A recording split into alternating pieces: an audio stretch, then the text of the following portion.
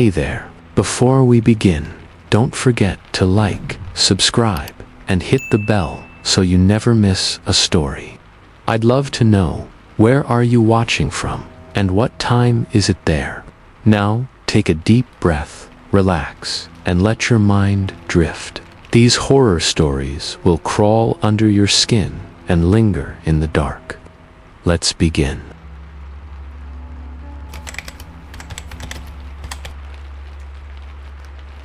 I was 17 the first time I saw the lights on Pine Hollow Ridge. Folks in the nearby town of Irwin, Tennessee, had whispered about them for generations. Most claimed they were nothing more than swamp gas or trick reflections from distant headlights. But everyone knew that no cars ever passed through that part of the ridge, and there were no swamps for miles. The place was all thick woods, narrow paths, and old Civil War trails long since overtaken by trees. My Uncle Roy was a park ranger in the area, a solid man, former Army, and not one to entertain ghost stories. He warned me against heading up the trail past dusk, said too many hikers had gone missing near a stretch of forest that locals called Dead Man's Hollow. He chalked it up to wildcats and poor footing. Still, his eyes never quite met mine when he said it. That summer, I worked a landscaping job with my cousin, Jacob.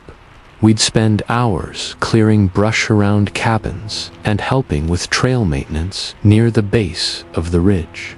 One evening, we finished late, and rather than head back the long way, Jacob suggested cutting across Pine Hollow.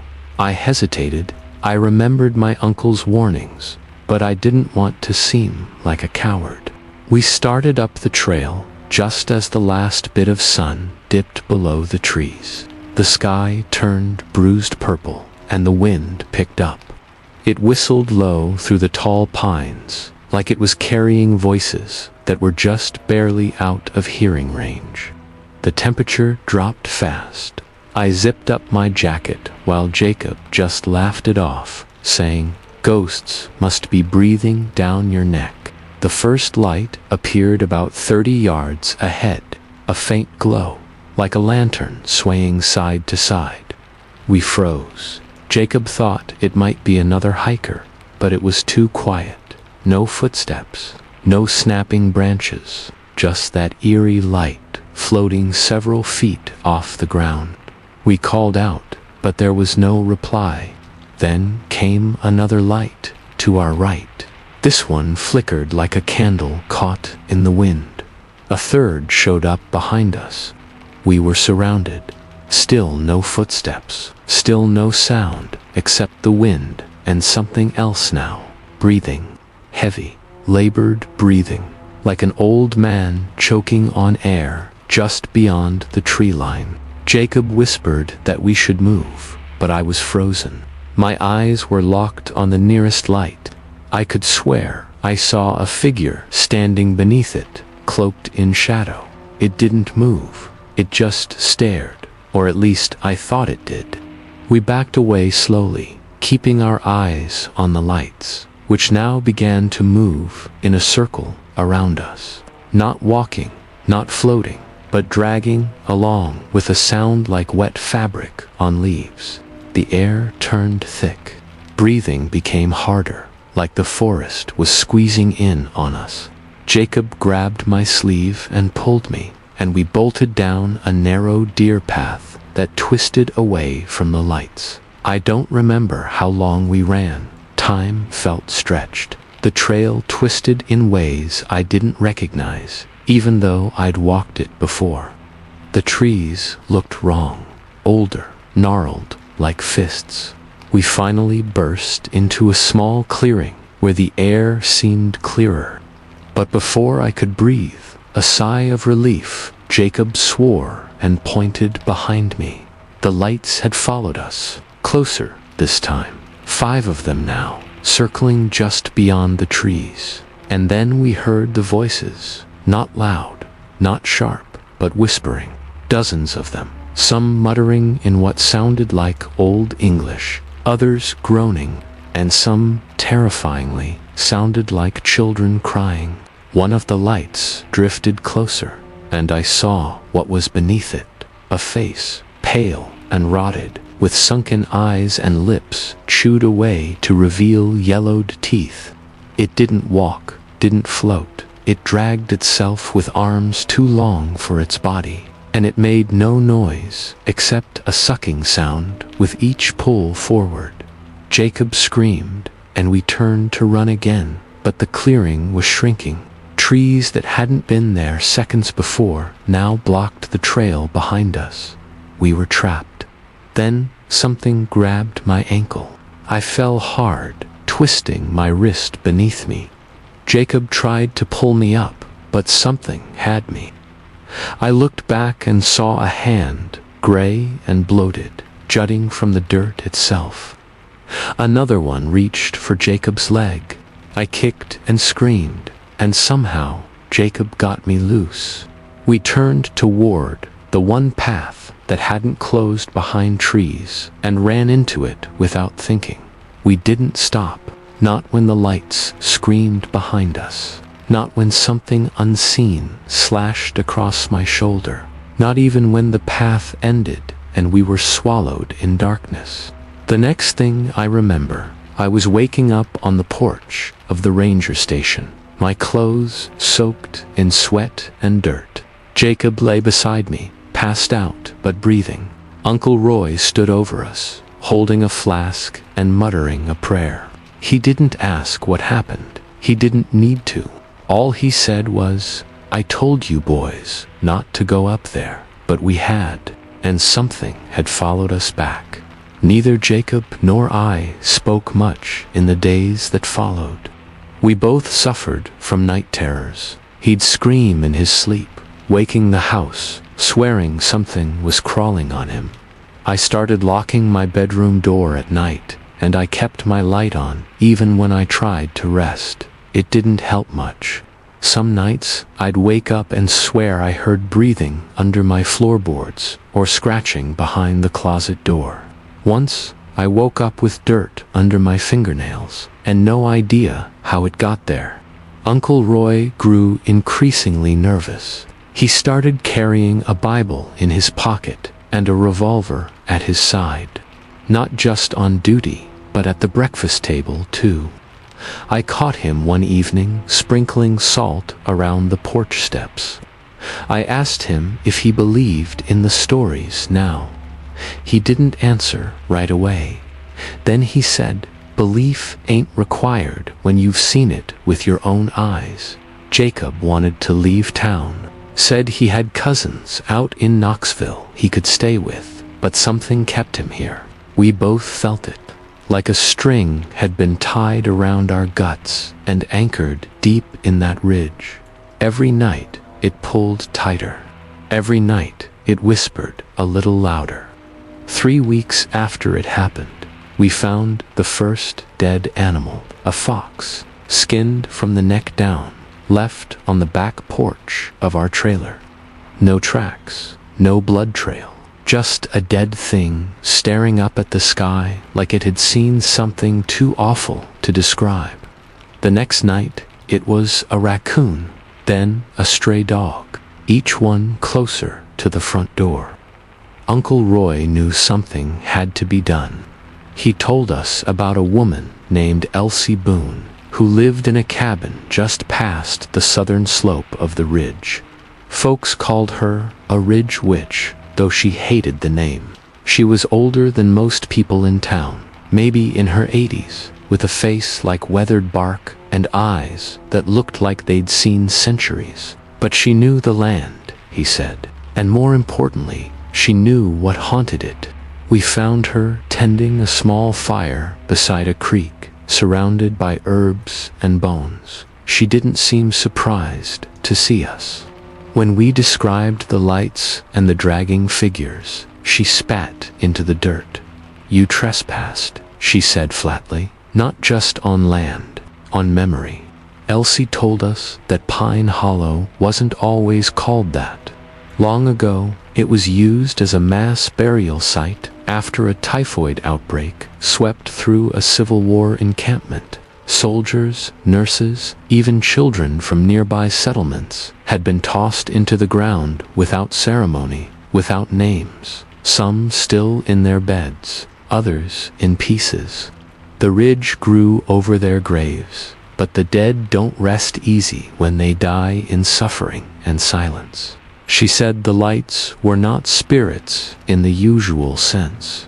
They were fragments of pain, of rage, and of longing. They weren't seen until someone walked the path with open fear, she said. That fear wakes them. When I asked how to put them back to sleep, she shook her head. You can't stop grief, child, but you can offer it peace. She gave us a task.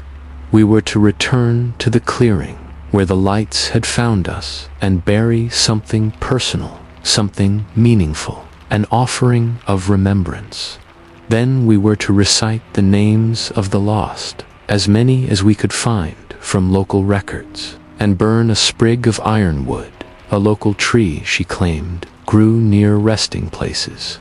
Uncle Roy wasn't thrilled about us going back, but he came along, silent as stone. Jacob brought his father's dog tags. I brought my grandmother's rosary, the only thing I'd inherited after her passing. It took hours to find the path again. The forest had changed, or maybe we had. The trees loomed heavier, the silence thick like snow. When we reached the clearing, the sun had dipped just past the horizon. A blue haze filled the air, and already we could hear the faintest whispers returning. We buried the offerings side by side and lit the ironwood sprig, smoke rising in tight spirals. I pulled a weathered list from my jacket and began to read aloud the names of those who had died in the camp and nearby towns, dozens of them collected from old newspapers and dusty books at the library. Each name brought a shift in the air.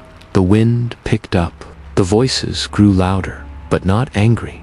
They were softer now, sad. The lights returned, hovering at the edge of the clearing. Only this time, they didn't circle or drag closer. They stood still, pulsing gently, like candles left on windowsills. I saw the pale face again, but it was clearer this time. The eyes were not angry or hollow, just tired. It mouthed something I couldn't hear, then turned and faded into the trees. One by one, the lights blinked out. We stood there for a long time after. Jacob wept quietly. Uncle Roy tipped his hat and whispered a single word, peace. We never saw the lights again after that night, but I still dream about the ridge sometimes. I still hear the wind calling names I don't know, and on very quiet nights, if I sit out on the porch and close my eyes, I swear I can feel someone passing just behind me. Not malevolent, just lost. The forest never forgets, and sometimes it... Story 2. The people of Marrowbone Gap didn't speak her name, not anymore. They used to call her Miss Clarabelle back before the tragedy, but time and fear wore her down into something else. Something that lived on as whispers in town and as warnings spoken in hushed tones around kitchen tables. Most folks today just called her the Bell Woman. I first heard about her from my great-aunt Ida, who still lived in the old family homestead on the edge of the gap. I'd visit every summer as a kid, though I hadn't been back in nearly a decade when I returned that fall to help her settle some affairs. She was in her 80s by then, frail but sharp as ever, the kind of woman who wouldn't flinch if a copperhead slithered over her boot, but would stop dead in her tracks if she heard bells in the wind. Don't walk past the split tree after dark, she warned the first night I arrived. Not unless you want her to follow you back. I chuckled, assuming it was just one of her old superstitions, but she didn't laugh. She just looked toward the hills with that same haunted expression I remembered her wearing as a child. The one she got when the power would flicker, or when the dogs would bark at nothing in the night. Barrowbone Gap sits deep in the mountains of eastern Kentucky. Dense woods, fog-choked trails, and old cemeteries scattered like forgotten teeth across the ridgelines. The kind of place where the land remembers every secret and holds a grudge longer than most families. The legend of the Bell Woman, as I came to understand it, began during the Spanish flu epidemic. Clara Bell was a midwife, born and raised in the holler. She lost her husband and all 3 children to the illness within a week. Some say she went mad from the grief. Others claim she never cried, never spoke another word. She just kept delivering babies to the dying and burying them when they didn't make it. Eventually, folks started blaming her. Babies who were born under her care sometimes came out still or cold, and that was all people needed to turn suspicion into hatred. One night, a group of men dragged her from her cabin and hung her from an old maple tree that split like a forked tongue at the center of the hollow. They said she didn't struggle, didn't make a sound, but as she swung in the wind, the bells she always wore around her neck for newborn blessings jingled softly until her last breath. After that, the deaths started. Quiet at first. A hunter who never came back. A child who vanished from their bed. A preacher found nailed to the inside of his own church door. And always the bells. People would hear them late at night, drifting down from the trees. A soft, tinkling sound that seemed to move closer the longer you listened. Some said it was her spirit. Others thought she'd made a deal with something older, darker, something buried under the mountain before even the native people arrived. Either way, they stopped saying her name. The old church was abandoned.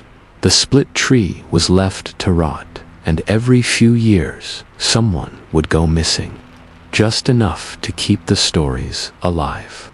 I didn't believe any of it, not really. Not until the night I walked past that damn tree. It was after 11. I'd been out to a gas station 20 minutes away, the only place nearby with cell reception, trying to make a work call that kept failing. I had my truck's brights on, music playing low, trying not to think about the unease I felt since I got back to the mountains. I took the back trail home, the one that cuts past the gully and the old Bell property. As I crested the bend by the split tree, my headlights caught something on the side of the road. A woman, standing still, head tilted, dressed in a faded white dress that looked soaked through. Her hair was black, long, and matted. She had her back to me. In her right hand, she held a bundle. I thought maybe it was a doll or a bag. Then I heard it, the bells, soft, slow, like someone swaying on a rope. I hit the brakes so hard, the tires shrieked. My truck skidded sideways, the passenger side nearly clipping a tree. When I looked up again, she was gone. I sat there for a full minute, heart pounding, trying to convince myself I'd seen nothing, just my imagination, a trick of fog and shadow. But when I stepped out to check the road, I saw them. Wet footprints, bare feet smeared in mud, leading into the woods. I followed them. I can't explain why. Something pulled at me, not physically, but emotionally, like grief. A sadness so heavy it pressed on my chest. I had no flashlight, just the beams from the truck cutting through the mist. The forest swallowed the light quickly, but the trail of prints kept going, and I kept following. The deeper I went, the quieter the world became. No insects, No wind, just that ringing in the air. The bells were louder now, not frantic, but steady, each one echoing like a heartbeat. I passed old ruins I'd never seen before. A stone well, long dry, a crumbling chimney stack overgrown with moss. The bones of what must have been Clarabelle's cabin. The footprints led right to it, and then they stopped. I stood in what had once been the living room, surrounded by shattered glass and ivy climbing up the beams. The air was colder inside, and the shadows moved even though there was no breeze. I turned to leave, suddenly ashamed of how far I'd gone, when I heard a cry, a baby's cry, soft, distant, but unmistakable. It came from under the floor. The boards were rotted, some already broken. I pulled one up, expecting animal bones or old trash. What I found instead was a small wooden box, wrapped in black cloth and tied with a strand of human hair. I didn't want to open it, but I had to. Inside were tiny baby shoes, handmade, worn thin, and beside them, a rusted bell no bigger than a walnut. It began to ring. I dropped the box and turned, only to find the doorway blocked. She stood there, not quite touching the floor. Her eyes were like sunken wells, and her mouth hung open in an eternal scream. But there was no sound, just that bell, still ringing in my hand, even though I had dropped it. I tried to move, to run, but my legs wouldn't work. She raised a finger and pointed behind me. I turned, and the shadows inside the cabin shifted. Dozens of small figures began to appear. Children, pale, hollow-eyed, barefoot. Each one held a bell. They didn't speak, didn't cry, they just stared. One stepped forward. A girl, maybe 5 or 6. She raised her bell and shook it once, and I understood. They weren't warning me, they were calling me. Something was coming from beneath the floor. The wood groaned and cracked. A hand emerged, then another, gray and long-fingered, dragging itself out of the earth. I backed away, shaking, tripping over roots. I turned to run, but slammed into something solid. The bell woman stood inches from me, and this time her mouth moved. She whispered my name. The way she whispered my name chilled me more than the cold or the presence of the dead. It wasn't just recognition. It felt like an invitation, as if she'd known me long before I ever stepped foot on that mountain trail. I staggered back, heart pounding, and tripped on the collapsed edge of the floor, sending me down hard onto my back. I scrambled up, gasping for breath, desperate to escape. The bell woman was gone, but the children remained. Their pale faces seemed to glow faintly in the dark, and they all raised their bells at once. The sound hit me like a wave, soft and melodic, yet it filled every corner of the cabin. Then they disappeared, one by one, melting into the walls and shadows like they'd never been there. But that thing under the floor wasn't gone. The hole widened, wood splintered and snapped as the hand, now fully visible, gripped the edge. Its skin was the color of old ash, its nails yellow and thick. It moved like something long dead but unwilling to stay buried. I turned and ran. I didn't stop until I reached the truck. I don't even remember the path back. One moment I was inside that haunted ruin. The next, I was yanking open the truck door, covered in sweat and cuts and God knows what from the forest. I started the engine and floored it. Back at Aunt Ida's, I nearly tore the front door off the hinges trying to get inside. She didn't ask what happened. She was already waiting in her chair, a cup of tea untouched beside her. Her eyes met mine, and she nodded slowly. "You saw her." I nodded, still breathless. She closed her eyes and whispered a prayer under her breath. Then she reached into a drawer and pulled out a small bundle wrapped in oilcloth. Inside was a bell. It looked just like the one I had seen in the box beneath the floor. "Been in our family for 4 generations," she said. "You wouldn't be the first bell," she tried to call back. My head spun. "What are you talking about?" "She was our blood," she said simply. "Clara Bell was your great-great-grandmother's sister. The bell line's tied to this land, whether we like it or not. That's why you heard her. That's why you saw the children." I stared at the bell in her hand. It was warm. Not metallic or cold, but warm, like it had just been held, like it had a heartbeat. "She's not trying to hurt you," Aunt Ida said. "Not you, anyway. But she needs something. She needs you to finish what they never let her do." I barely slept that night. I kept the bell with me, unsure whether it protected me or connected me. Story 3. People avoid Widow's Hollow for a reason. And it's not just the rough road or how easy it is to get lost in those hills. The locals speak about it in fragments, never finishing the sentences. They'll mention someone who went in and came back different, or someone who never came back at all. There's a sharpness in their eyes when they speak, like even recalling the name causes pain. But they never say her name, not anymore.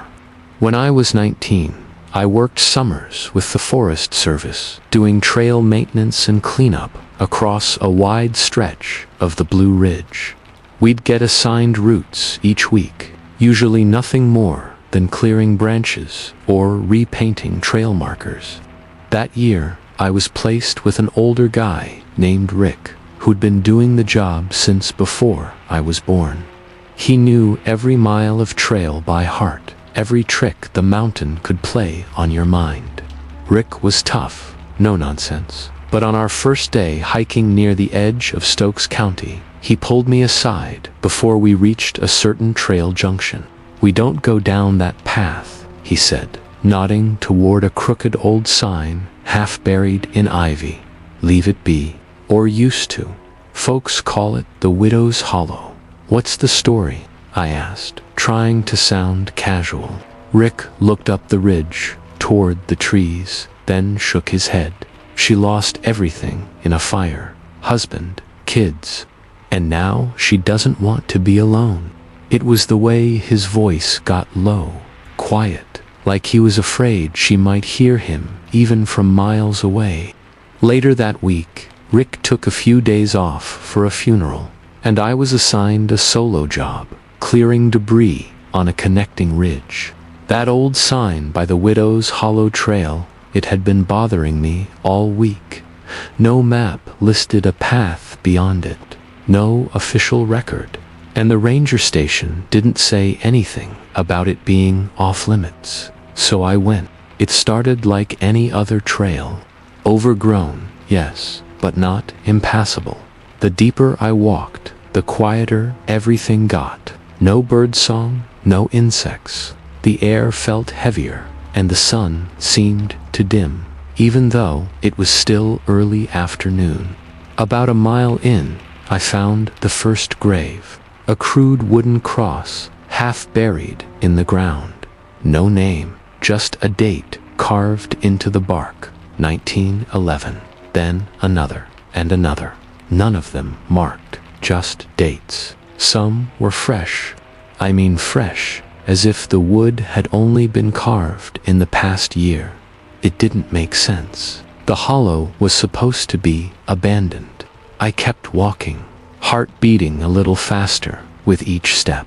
Finally, I reached the cabin. It stood crooked and weathered beneath a canopy of twisted oaks. One shutter hung loose, creaking gently with the wind, if there was any wind at all. It smelled of damp, rot, and cold ash. I should have turned around. Every fiber of my body told me to leave, but I stepped forward anyway. On the porch sat a rocking chair, empty. The front door was open. Not wide, just enough to suggest someone had recently gone inside, or had never left. Not a full figure, not yet.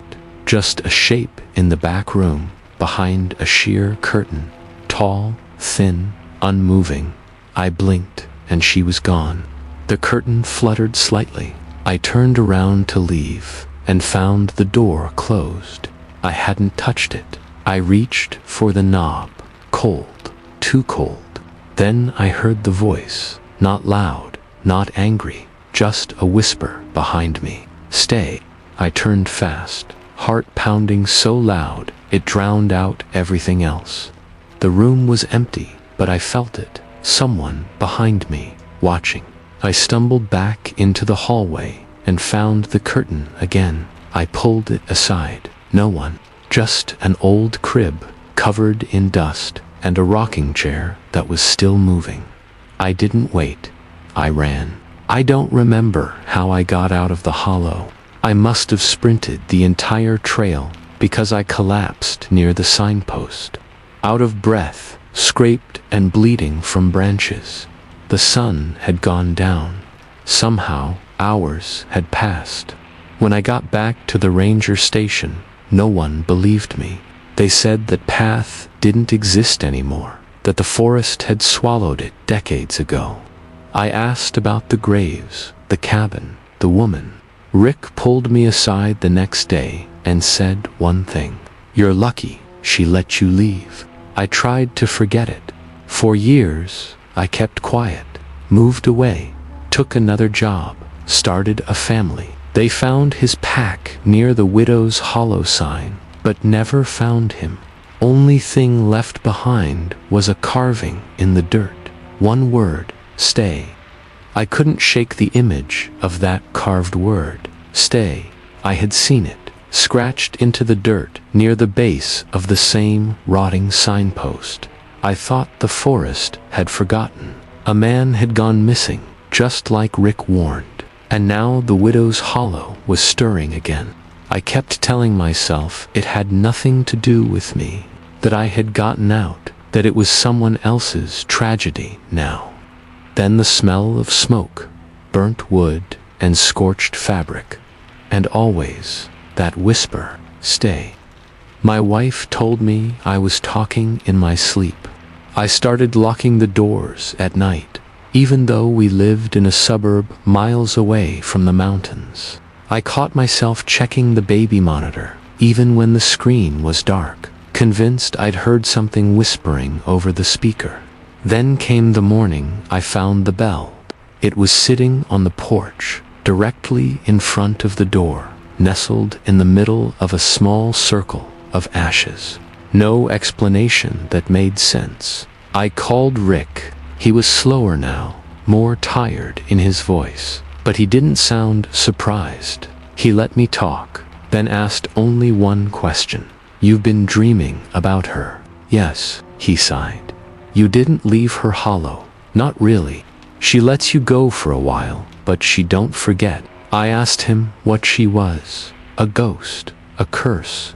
Used to be a woman, he said, voice heavy, before the fire. Lost her whole family. No one helped her rebuild. They say she kept going back to the ashes, kept living in what was left of the house. The townsfolk stopped seeing her after a few years, figured she'd passed on. But some say she found a way to stay behind. Not alive, not dead either, just stuck, and looking for company. I asked him if anyone had ever stopped her. They tried, he said. Some brought preachers. Others tried to burn the cabin again. Didn't matter. The place always comes back. It wants her, same way she wants you. I couldn't accept that. I couldn't live knowing there was something out there dragging people into the woods and holding them there. That night, I drove back to the mountains. I took the same path, parked at the old ranger station, and walked through the forest until I found the trailhead. The signpost was gone this time, swallowed entirely by ivy and rot. But the trail was still there, narrow and winding, waiting for me. As I entered Widow's Hollow again, I felt the weight of the place return. The trees leaned closer, the ground sloped in ways that didn't feel natural. My flashlight flickered, and even though I had fresh batteries, it dimmed the deeper I went. The graves were still there, more now. Some of the crosses were familiar, others were new. One bore a name I recognized, Eric T. Bowman. That was the missing hiker. Below it, a fresh date, just 2 weeks ago. I forced myself onward. The cabin stood just as it had before, sunken and silent, smoke curling faintly from the chimney.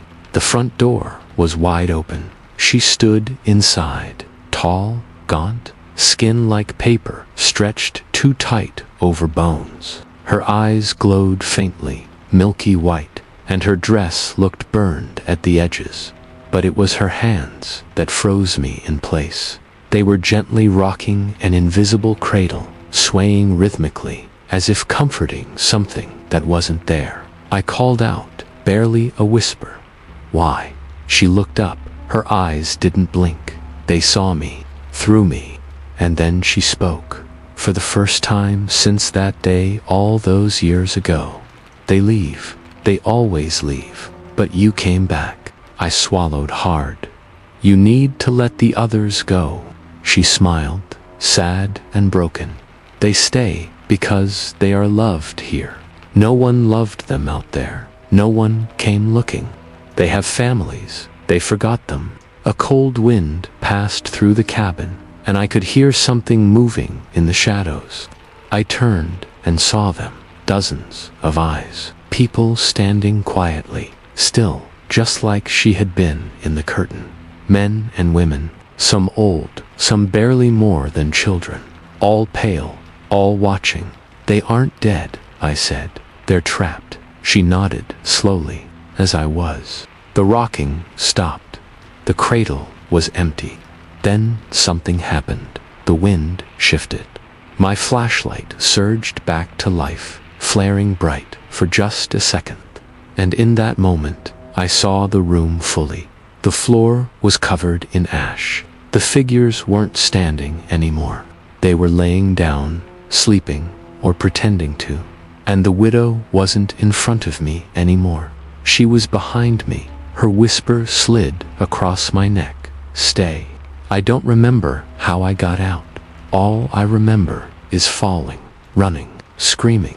I woke up in a hospital in Stokes County with scratches across my arms and face, half frozen and dehydrated. They said a farmer found me wandering in his pasture, speaking in riddles. Rick came to visit. He didn't say much, just nodded once and set a bell on the table beside me. "You're lucky," he said, "but you need to forget now. That place knows your name, knows your face. If you ever go back, you won't come out again." I believed him. It's been 15 years. I never set foot in those woods again.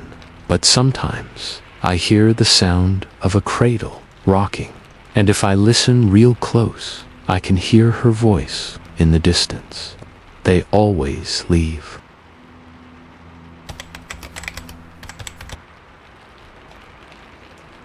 Story 4.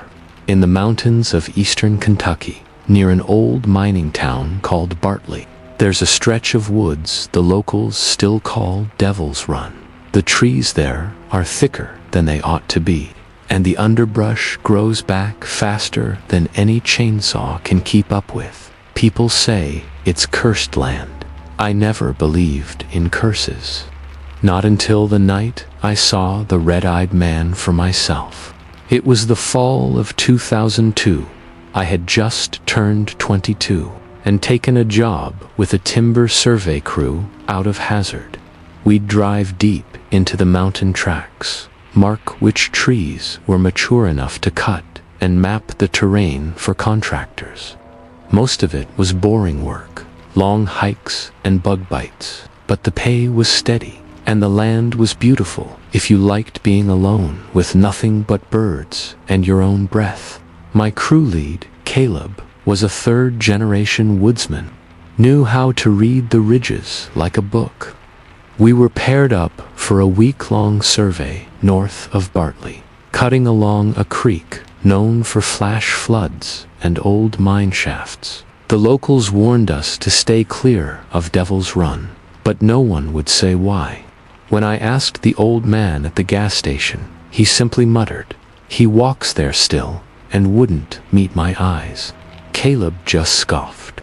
"They've been saying that nonsense since I was a kid," he told me as we hiked toward the tree line. "Some drunk miner probably saw a bear once and called it the devil." That first day went smooth enough, dense woods, but manageable. We camped near the base of a ridge, far from any roads or cabins. The night air was cold and still. Around midnight, I woke up to the sound of movement outside our tent. A soft crunch of twigs. I thought it might be a deer. I unzipped the flap, shining my flashlight out into the dark. Nothing, but the woods felt strange, like they were watching me. I called out to Caleb, but he was fast asleep. I crawled back into the tent, feeling uneasy. Not afraid exactly, just unsettled. The next day, the GPS led us deeper into the valley. The terrain shifted. The trees started growing twisted, their trunks bent at odd angles, like they'd been pushed by some great wind and froze in place. The moss was thicker here, and the air had a smell I couldn't place. Wet stone and something else, something sweet and rotten.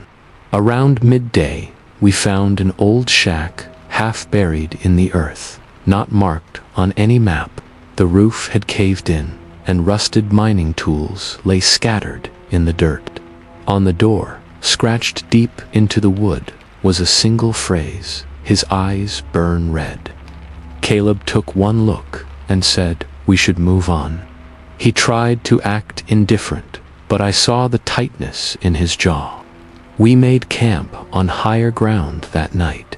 Just after sunset, I wandered away from camp to relieve myself. The forest was completely silent, not even crickets. As I finished, I caught movement out of the corner of my eye. A flicker of red. I turned, scanning the trees. Nothing. Then, again, two glowing red orbs, about 6 feet off the ground. They blinked once, slowly, then vanished. I ran back to camp. Caleb was at the fire, sharpening a stick. He looked up at me, saw the panic in my face, and said, "You saw him, didn't you?" I nodded. He stared into the fire for a long while. Then he told me a story. Back in the 1930s, a mine under Devil's Run collapsed during a night shift. 12 men were trapped, and rescue efforts failed. They all died down there, suffocated in the dark. But one of them, a man named Silas Griggs, was different. He wasn't like the others. People said he practiced dark things, talked to the woods. When the mine caved in, the others screamed. Silas laughed. Days after the collapse, his body was never found. People started seeing something in the woods not long after. A man-shaped figure with glowing red eyes, too tall and too thin. It didn't move right. It didn't make a sound. It just stared. They called him the Red-Eyed Man. Some claimed he only showed up before someone went missing. Others said he could follow you home. Caleb admitted he'd seen him once as a kid, hunting with his father. "We moved the next week," he said, voice quiet. I asked him why he came back. He looked me dead in the eye. Because I thought maybe he forgot my face. That night, we kept the fire burning high, but the light only seemed to press the dark back harder. Around 3 in the morning, I woke up to a strange humming noise, not from a machine. It was like someone was breathing through their teeth. I sat up and saw Caleb standing outside the tent, barefoot, staring into the trees. I called to him. He didn't respond. I grabbed the flashlight and stepped outside. He turned slowly toward me. His eyes were wide, pupils blown so large, his irises looked black. "He's waiting," he said. Then he collapsed. I dragged him back into the tent, heart hammering. He didn't wake up again until dawn. The next day, we packed up and started hiking back early. But the forest had changed. Paths we'd cleared were gone. Trees had shifted. The GPS spun in circles. Caleb's compass wouldn't settle. We were lost. Around midday, Caleb froze. He pointed toward a ravine just up ahead. "He's there," he whispered. "I see him." I didn't, but I felt something. A pressure, like the air had weight. We backtracked, but every trail led us back to the same place, the ravine, and those eyes, now watching us from the shadows. The ravine was maybe 30 feet deep, sloping down into a ditch choked with ferns and waterlogged roots. Caleb and I stood at its edge, staring across at the far side, where the trees grew darker, thicker, and more wrong with every passing second. "We can't go down there," I said. He didn't answer. I turned to look at him and saw the sweat on his face, dripping despite the cold. His lips were moving. I leaned closer. He was whispering something over and over. Red in the dark, black in the light. Red in the dark. He wasn't looking at me. He was looking past me. I spun around and saw it. The figure, a man-shaped shadow between two trees, taller than any human had a right to be, not moving, just standing. And those eyes, burning red, not like glow sticks or animal eyes in a camera flash. These were deeper, like two furnaces behind a skull. And even from that distance, I felt it looking straight at me. We ran. Branches tore at our faces. Roots snagged our boots. Caleb fell once. Then again, I pulled him up both times. We didn't know where we were going, only that we had to move. The woods folded in around us, and still, I kept seeing those eyes between the trees, always ahead, always watching.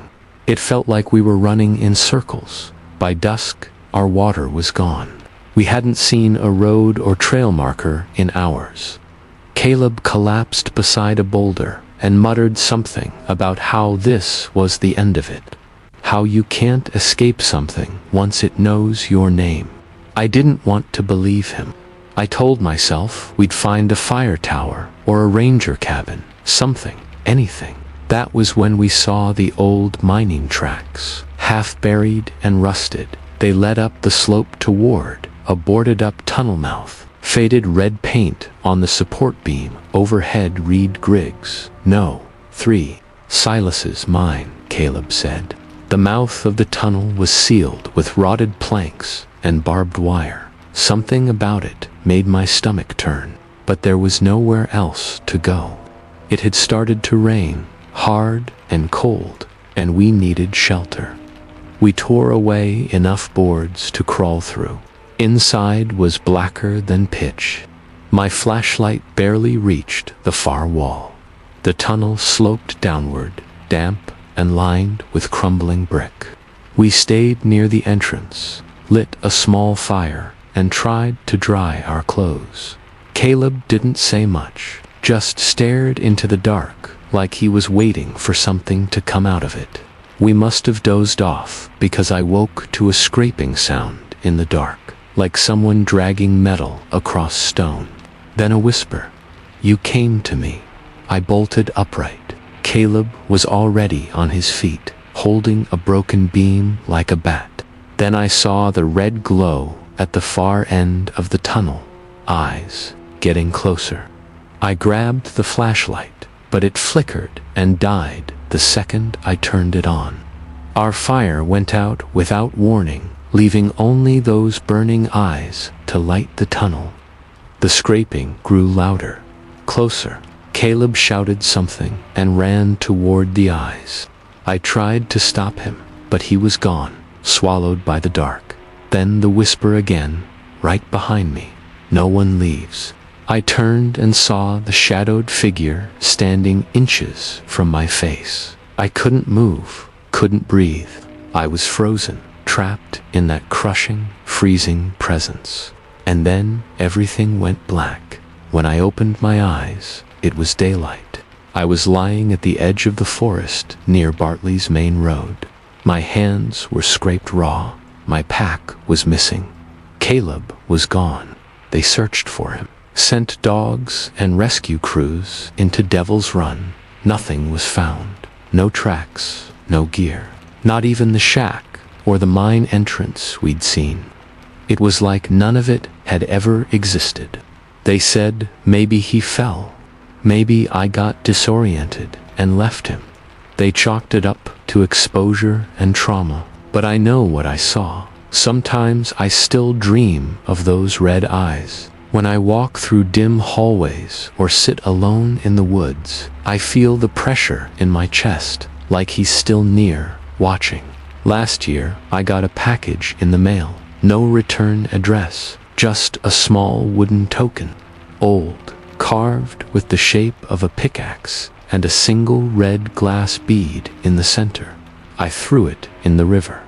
But sometimes at night, I think I hear that scraping sound again, somewhere far off, getting closer. And I remember Caleb's words, whispered in the firelight. He's waiting.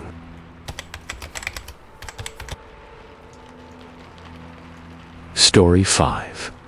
There's a place near the Tennessee-North Carolina border, not far from the town of Cosby, where the mountains rise so sharply that the sun disappears by late afternoon. Locals call it Hollow Song Ridge. On clear days, you can hear what sounds like a woman singing up in the trees, long and slow, almost like a lullaby. The sound carries even when the wind doesn't, and nobody's ever been able to say for sure where it comes from. I didn't grow up there, but my grandfather did. He used to tell us stories when we were kids, most of them meant to scare us away from the woods. We thought they were just Appalachian tall tales, but the one about the singing woman, he never told that one with a grin. There was no laughter when he spoke of her, only warnings. If you hear her voice, don't answer, he'd say, and never follow the song. In the summer of 2015, I came back to Cosby after nearly a decade away. I'd lost my job, my marriage had ended, and I was looking for something familiar. My grandfather had passed by then, but he'd left me his old place on the edge of the mountain. The house was plain, a two-room shack with creaky floors and a tin roof that popped in the heat. It wasn't much, but it was quiet. The first week was peaceful. I spent my days clearing brush, hiking the old trails, and fixing the porch. At night, I sat on the steps and listened to the crickets, the distant hoot of owls, and the soft creak of trees shifting in the breeze. Then, one evening, just as the sky turned dark, I heard something else, a voice. It came faintly at first, like wind through tall grass. Then the notes grew clearer, a slow, high song with no words. It rose and fell in waves, drifting through the trees like smoke. I stood frozen on the porch, trying to locate where it came from, but it didn't seem to have a direction. It just surrounded me. I remembered what my grandfather said, don't answer, never follow. I went inside and locked the door. The next morning, I told myself it must have been birds or echoes from the road. But the ridge sat far back from any highway. I didn't see another person the entire day. Still, I kept working, kept ignoring it. 2 nights later, the song came again, stronger this time, closer. It felt like it was right outside the window. I peeked through the curtain and saw nothing but trees and moonlight. But the air felt thick, charged, like something was waiting just out of sight. Then, clear as glass, I heard my name sung softly between the verses. My name. I stumbled back from the window. The music stopped that night. I barely slept. I kept seeing shadows moving outside the house, though nothing was ever there when I checked. At one point, I thought I saw someone standing near the tree line, long dark hair blowing in a wind I couldn't feel. The next morning, I hiked to the local library and asked the clerk, a woman named Judy who had lived in Cosby her whole life, if she knew anything about Hollow Song Ridge. She grew pale the moment I mentioned the name. "You didn't go up there, did you?" she asked, "just staying nearby." I heard ... something. She lowered her voice and leaned close. There was a girl back in the 1940s. Her name was Lydia Carter. Lived up on that ridge with her parents. Real religious folks. Never let her leave the homestead, not even for church. People said she had a voice like an angel, used to sing in the trees at night. The story goes that she fell in love with a boy from down in the valley, and when her father found out, he forbade her from ever seeing him again. "What happened to her?" I asked. Judy's lips thinned. "Some say she hanged herself from a white oak near their cabin. Others say her father did it. Either way, the whole family disappeared soon after. The land was left to rot. No one's lived there since, but people still hear her, sometimes singing, and the name calling, the voice saying your name. Her eyes flicked to the window. That's when she wants you to follow her." I left the library feeling cold all over. That night, I couldn't sleep. At exactly 2:13 in the morning, I heard it again, the song. It was clearer than ever before. I could hear the breath in her voice, the quiver in the high notes. And then came the words, soft and slow, like water over stones. "Come to me." Then my name, drawn out in a whisper.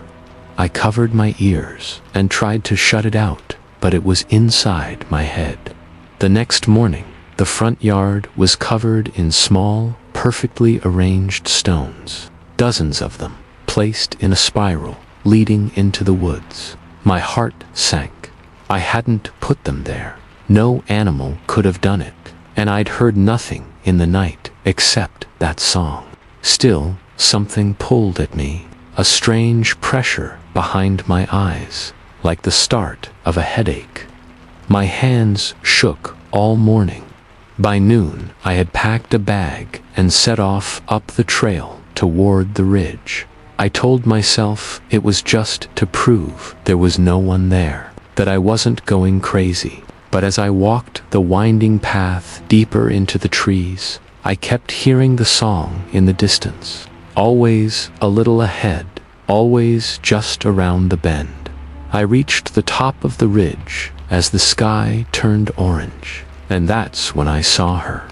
A woman standing at the edge of the drop-off, her back to me.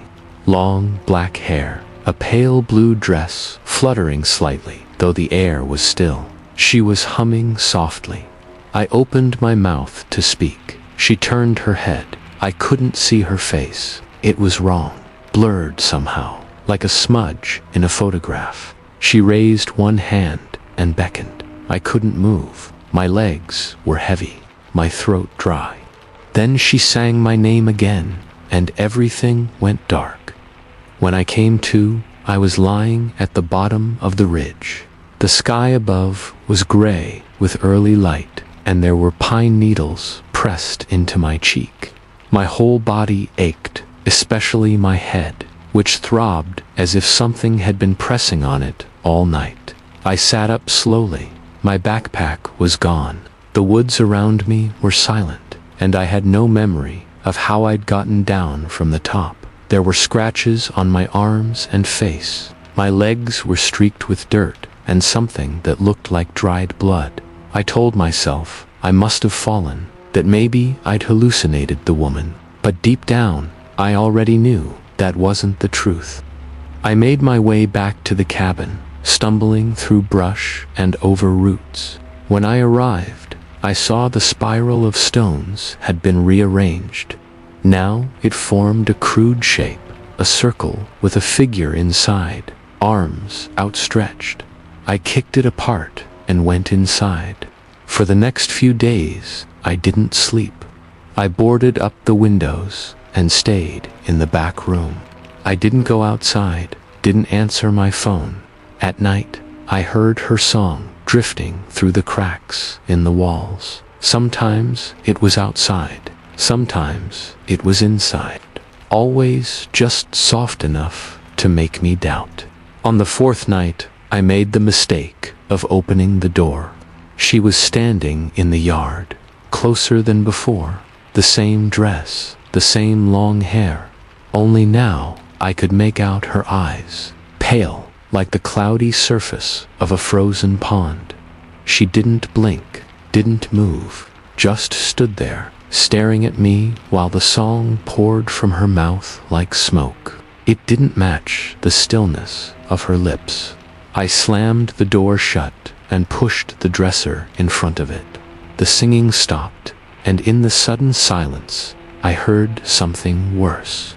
A dragging sound across the porch, like someone walking with broken feet, then nails on the window pane, then a whisper, so close it might have been inside my ear, "Let me in." The next morning, I packed what I could and left the ridge. I didn't stop to eat or rest. I didn't even lock the door. I drove until the trees thinned and the air felt lighter. I stayed in a motel 3 counties over and didn't go back for weeks. Eventually, I returned with a friend and a few heavy-duty locks. The cabin was just as I'd left it. The stones were gone. The air smelled stale, but not wrong. I stayed long enough to gather the last of my grandfather's belongings, and then I left for good. But it didn't end there. A few months later, back in Knoxville, I was walking through a bookstore when I heard a voice humming behind me. I turned fast, heart hammering. A woman stood browsing the shelves nearby, just some stranger. But the tune she was humming, it was the same. I froze. She looked up, met my eyes, and smiled like she knew me. I walked out without buying anything. Ever since, the song returns now and then. In alleyways, in passing cars, even once over the hum of the refrigerator in my apartment. Always faint.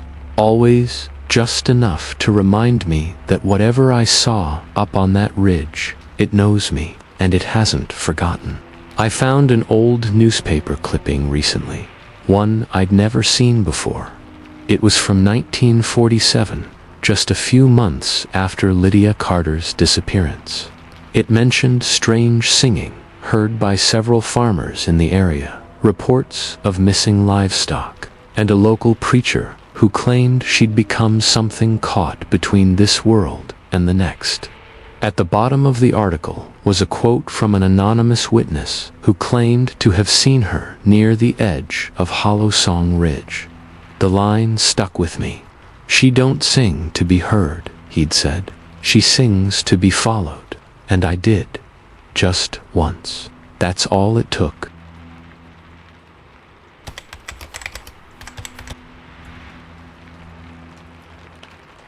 Story 6.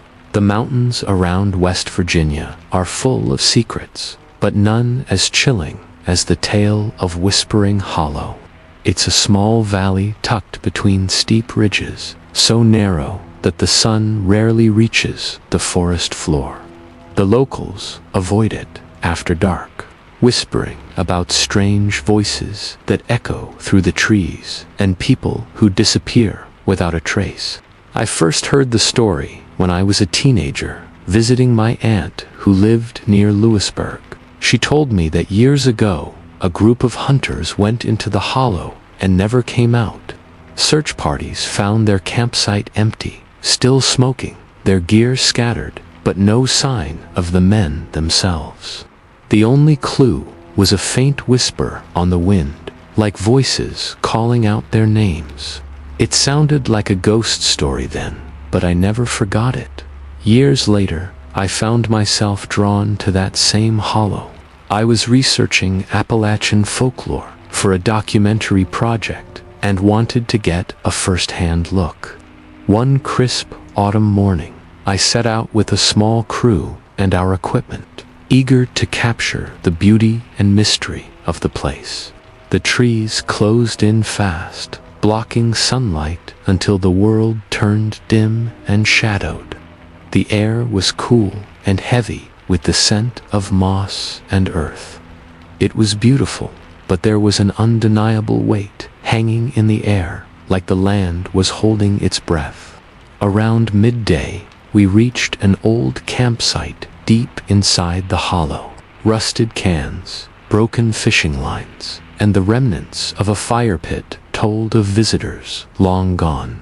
We set up cameras and began recording, noting the eerie silence that seemed to stretch beyond the natural sounds of the forest.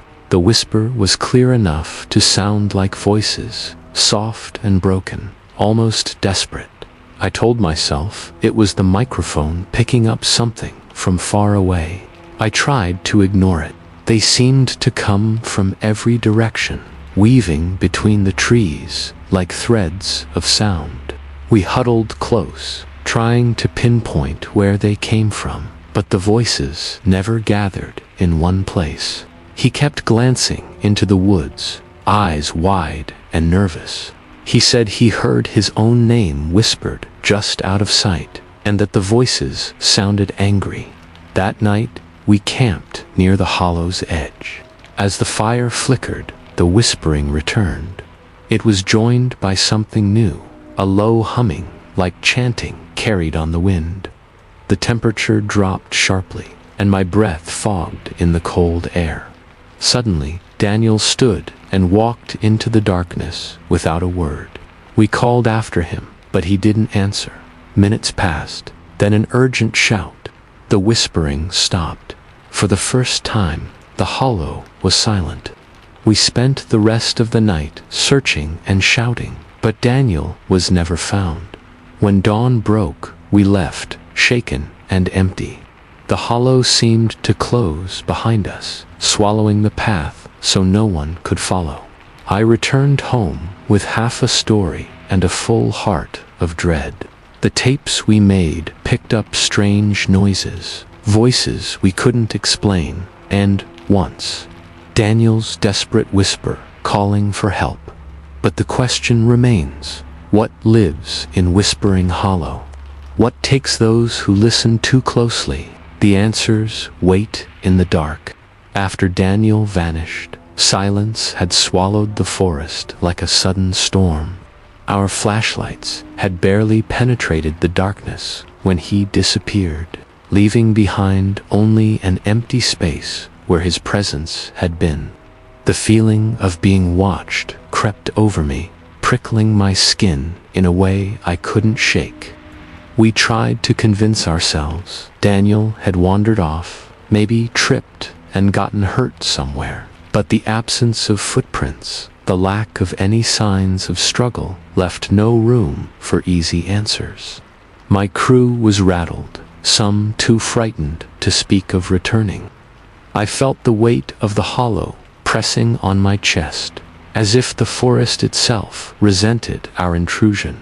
The whispering voices filled the air, fragmented and overlapping.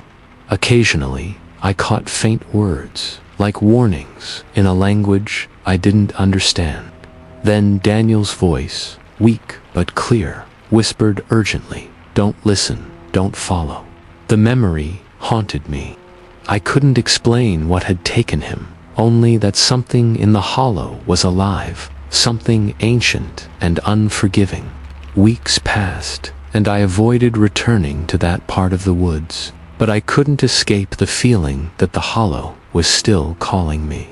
One night, as I lay awake, the whispering began again, this time not on a recording, but inside my own head. My name, repeated softly, urging me toward the mountains. I knew then that Whispering Hollow was not just a place of lost hunters or forgotten campsites. It was a threshold, a dark doorway between this world and the next. Something waits there, something that feeds on those who listen, and it will call again.